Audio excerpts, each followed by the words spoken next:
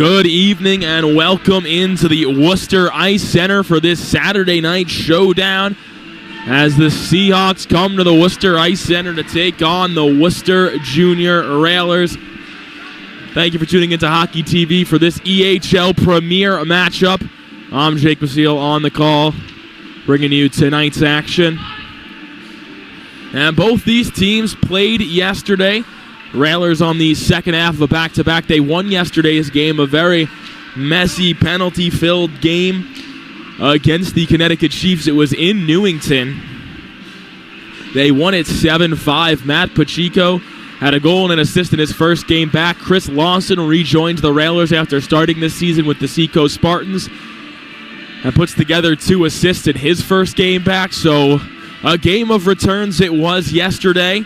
For the Seahawks, they're coming off back-to-back losses. It is the third game for them in 3 straight days. They just lost 2 to the Vermont Lumberjacks after winning a road 2-game series against the Express over the course of the weekend after Thanksgiving, but the Lumberjacks gave them quite the beatdown just yesterday. It was a 7-1 loss for the Seahawks. They conceded 46 shots. They conceded 55 shots in the first game, and the goaltender who stopped 51 of them will be in net tonight. It's Riley Birch going against Cam Wickens.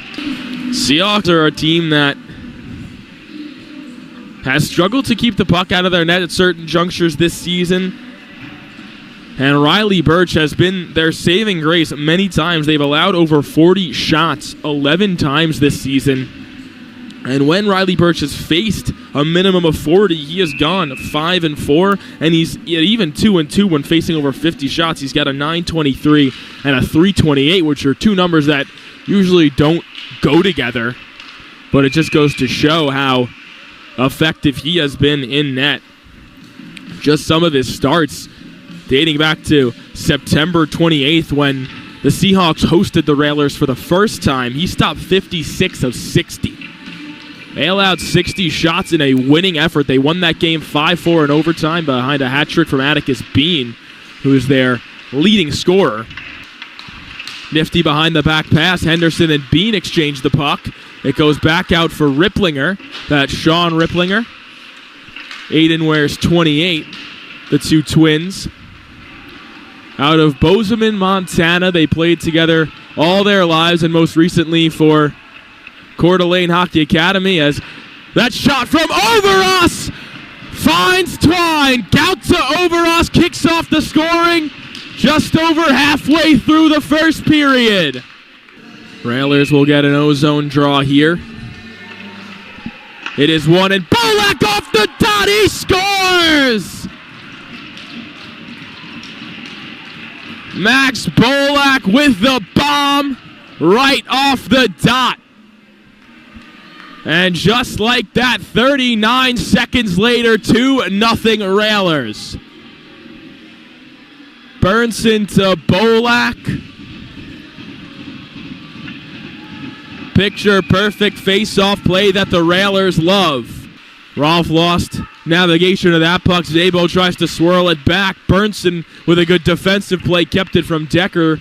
Decker and Zabo, 2 guys that have spent plenty of time in the EHL this season as well. Decker had 3 points in the last game against the Railers on November 7th that the Railers ended up winning.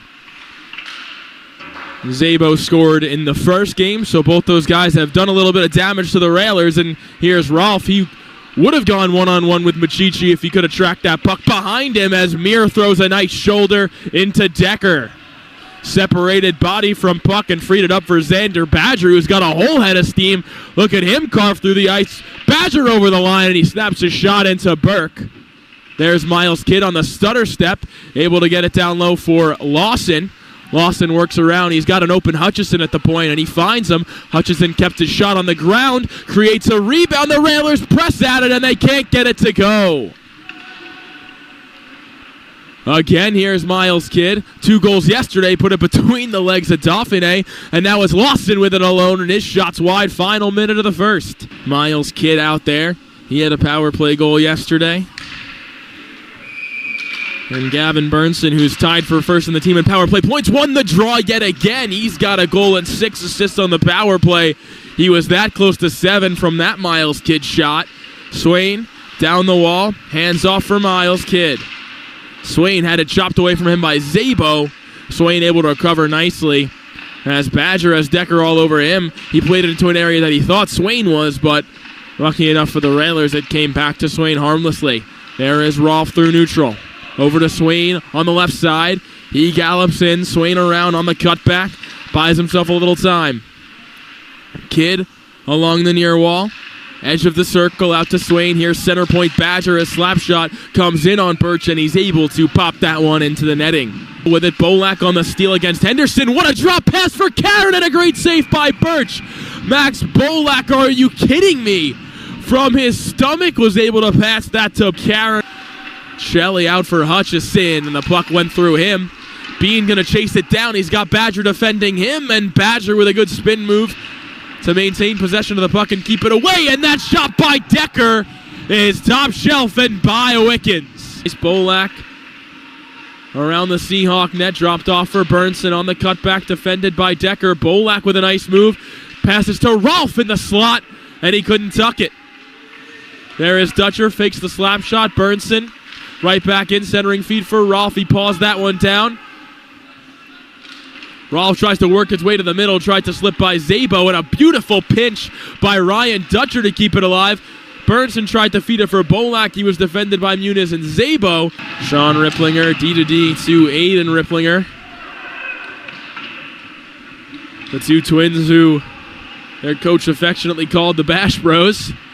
As Badger stripped to the puck by Bean, and Wickens turns him aside, and then he says no to Zabo as well. A flashback to the first time these two teams met. It was Bean stripping Badger in overtime, which led to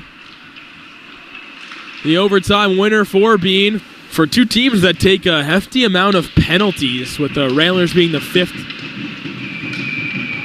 most time shorthand in the league and the Seahawks being the 4th. They don't take a ton of penalties against each other. Just 3 total penalties in the first game and 4 total in the second. Burnson starts out with it behind Birch. It's fed out to Rolfe. Badger at the center point. Then to Swain. Back out. Badger center point. Fakes the shot. Hands off for Rolfe. Rolfe works in with it. Goal line. Burnson. He double clutches. Coughs it up. Still trying to keep it alive, and it comes to Zabo. He skates out 2-on-2 with Decker. Rolfe sealing off Machichi. Forced him into a bad pass that Barabee cut off. And now here come the Railers. Barabee has a breakaway. Barabee is in, and he shot it into Birch with the save. The rebound won't go either. It sprinkles to the boards under 3 minutes to go. Barabee with a chance to put the dagger in, and Birch had the answer. Protecting that puck, Kidd tries to pull it free. Zabo has it, and Machichi couldn't take it. He's able to keep it away from both Burnson and Kidd, but now Badger with some free reign to send it down. Final 30 of the power play, final minute of the game. Railers up 2-1 and a turnover as Rolfe spins it back down, and it goes left of the net this time. 10 seconds left for the Seahawks. Burnson forges it further. Pacheco behind the net will keep it there. Yes, he does. Out for Burnson alone in the slot. His shot is blocked, but it doesn't matter. The Railers get the win. 2-1. They ride their 2 goals from the first period all the way to the end and get 4 points on their back-to-back.